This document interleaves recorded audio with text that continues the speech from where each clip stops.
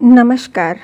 आइए सुनते हैं मुंशी प्रेमचंद द्वारा लिखी कहानी यह भी नशा वह भी नशा। कहानी अच्छी लगे तो इसे एक लाइक करिएगा। चैनल पर नए हो तो सब्सक्राइब कर लीजिएगा। तो लीजिए सुनिए कहानी।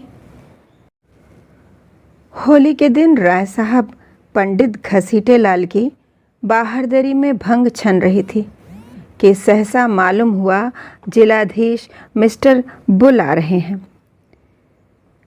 बुल साहब बहुत ही मिलनसार आदमी थे और अभी हाल ही में विलायत से आए थे। भारतीय रीति नीति के जिज्ञासु थे।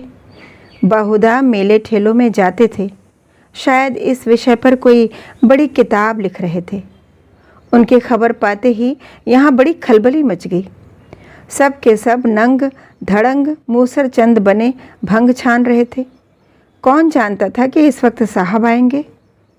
फुर से भागे, कोई ऊपर जा छिपा, कोई घर में भागा, पर बेचारे राय साहब जहाँ के तहाँ निश्चल बैठे रह गए। आधा घंटे में तो आप कांख कर उठते थे और घंटे भर में एक कदम रखते थे। इस भगदड़ में कैसे भागते। जब देखा कि अब प्राण बचने का कोई उपाय नहीं है तो ऐसा मुंह बना लिया मानो वह जानबूझकर इस स्वदेशी ठाठ से साहब का स्वागत करने को बैठे हैं। साहब ने बरामदे में आते ही कहा, हेलो राय साहब, आज तो आपका होली है। राय साहब ने हाथ बांधकर कहा, हाँ सरकार, होली है। बुल, खूब रंग लाल रंग खिलता है। राय साहब, हाँ सरकार, आज के दिन की यही बहार है। साहब ने पिचकारी उठा ली। सामने मटकों में गुलाल रखा हुआ था। बुल ने पिचकारी भरकर पंडित जी के मुंह पर छोड़ दी तो पंडित जी नहीं उठे। धन्य भाग, कैसे यह सौभाग्य प्राप्त हो सकता है। वाह रे हाकिम, इसे प्रजावत्सल्य कहते हैं। आह, इस वक्त सेठ जोखन राम होते तो दिखा दे। यहाँ जिला में अफसर इतनी कृपा करते हैं, बताएं आकर कि उन पर किसी गोरे ने भी पिचकारी छोड़ी है। जिलाधीश का कहना ही क्या, यह पूर्व तपस्या का फल है और कुछ नहीं। कोई पहले 1 सहस्त्र वर्ष तपस्या करे तब यह परम पद पा सकता है। हाथ जोड़कर बोले, धर्मावतार, आज जीवन सफल हो गया।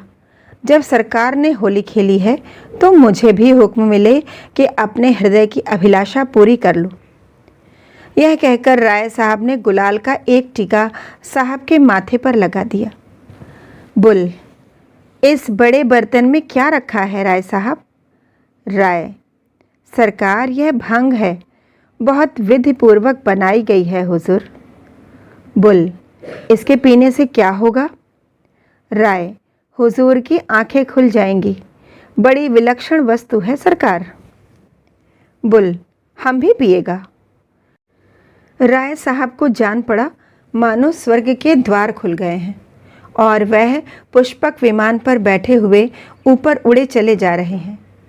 क्लास तो साहब को देना उचित न था, पर कुल्हड़ में देते संकोच होता था। आखिर बहुत ऊंच नीच सोचकर ग्लास में भंग उड़ेली और साहब को दी। साहब पी गए। मारे सुगंध के चित्त प्रसन्न हो गया। दूसरे दिन राय साहब इस मुलाकात का जवाब देने चले। प्रातःकाल ज्योतिषी से मुहूर्त पूछा। पहर रात गए साइत बनती थी, अतएव दिन भर खूब तैयारियां की। ठीक समय पर चले। साहब उस समय भोजन कर रहे थे। खबर पाते ही सलाम दिया। राय साहब अंदर गए तो शराब की दुर्गंध से नाक फटने लगी। बेचारे अंग्रेजी दवा ना मान जाएं। जी मचला रहा था, पर सांस रोके बैठे हुए थे। साहब ने एक चुस्की ली और ग्लास मेज पर रखते हुए बोले, राय साहब, हम कल आपका भंग पी गया, आज आपको हमारा भंग पीना पड़ेगा। आपका भंग बहुत अच्छा था, हम बहुत सा खाना खा गया। राय, हुजूर, हम लोग मदिरा हाथ से भी नहीं छूते। हमारे शास्त्रों में इसको छूना पाप कहा गया है। बुल, नहीं नहीं, आपको पीना पड़ेगा। राय साहब, पाप पुण्य कुछ नहीं है, यह हमारा बंग है, वह आपका बंग है, कोई फ़र्क नहीं है। उससे भी नाश होता है, इससे भी नाश होता है, फिर फ़र्क कैसा?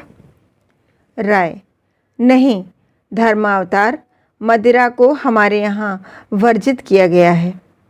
बुल, ऐसा कभी होने नहीं सकता।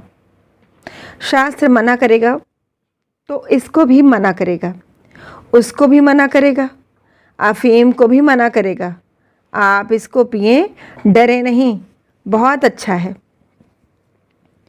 यह कहते हुए साहब ने एक गिलास में शराब उड़ेलकर राय साहब के मुंह से लगा ही दी। राय साहब ने मुंह फेर लिया और आंखें बंद करके दोनों हाथों से साहब का हाथ हटाने लगे। साहब की समझ में यह रहस्य न आता था। वह यही समझ रहे थे कि यह डर के मारे नहीं पी रहे हैं। अपने मजबूत हाथों से राय साहब की गर्दन पकड़ी और ग्लास मुंह की तरफ बढ़ाया। राय साहब को अब क्रोध आ गया। साहब खातिर से सब कुछ कर सकते थे, पर धर्म नहीं छोड़ सकते थे। ज़रा कठोर स्वर में बोले, हुजूर, हम वैष्णव हैं, हम इसे छूना भी पाप समझते हैं। राय साहब इसके आगे और कुछ न कह सके। मारे आवेश में कंठावरोध हो गया और एक क्षण बाद ज़रा स्वर को संयत करके फिर बोले, हुजूर, भंग पवित्र वस्तु है। ऋषि मुनि, साधु, महात्मा, देवी देवता सब इसका सेवन करते हैं। सरकार हमारे यहाँ इसकी बड़ी महिमा लिखी है। कौन ऐसा पंडित है जो बूटी न छानता हो? लेकिन मदिरा का तो सरकार हम नाम लेना भी पाप समझते हैं। बुल ने ग्लास हटा लिया और कुर्सी पर बैठकर बोला, तुम पागल का माफिक बात करता है। धर्म का किताब बंग और शराब दोनों को बुरा कहता है, तुम उसको ठीक नहीं समझता। नशा को इसलिए सारा दुनिया बुरा कहता है कि इससे आदमी का अक्ल ख़त्म हो जाता है, तो बंग पीने से पंडित और देवता लोग का अक्ल कैसे ख़त्म नहीं होगा? यह हम नहीं समझ सकता। तुम्हारा पंडित लोग बंग पीकर राक्षस क्यों नहीं होता?